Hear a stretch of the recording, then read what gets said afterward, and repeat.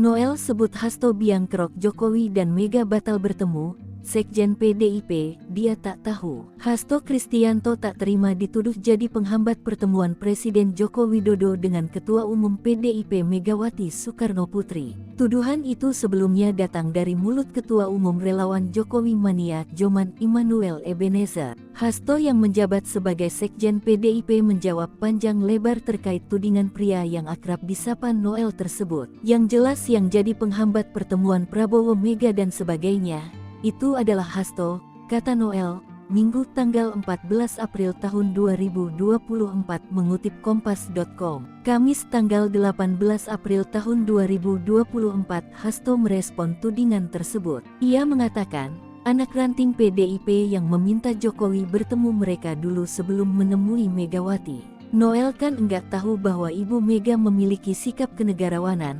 Apa perlu saya bacakan komentar dari ranting-ranting? Boleh dicek, kata Hasto di Jalan Diponegoro, Menteng, Jakarta, Kamis tanggal 18 April tahun 2024. Dilanjutkan Hasto, anak ranting PDIP merupakan benteng bagi Megawati. Ia juga beranggapan, bertemu dengan anak ranting PDIP merupakan suatu kehormatan. Noel enggak tahu, ucap Sekretaris Tim Pemenangan Nasional TPN Ganjar Mahfud ini. Dia menegaskan, anak ranting merupakan sumber kekuasaan Ketua Umum PDIP. Bertemu anak ranting PDIP itu sumber kekuasaan dari yang namanya Ketua Umum. DPP PDIP itu berasal dari anak ranting itu suatu kehormatan. Noel tidak tahu ya, ungkap Hasto. Ketua Tim Kerja Strategis TKS pasangan Prabowo Gibran, Bahlil Lahadalia, menyebut Jokowi dengan Megawati memiliki hubungan persahabatan. Keduanya sama-sama memiliki jiwa kenegarawanan. Bahlil mengatakan Presiden Jokowi sangat terbuka bertemu siapapun, termasuk Megawati Soekarnoputri. Karena bagi Presiden Jokowi,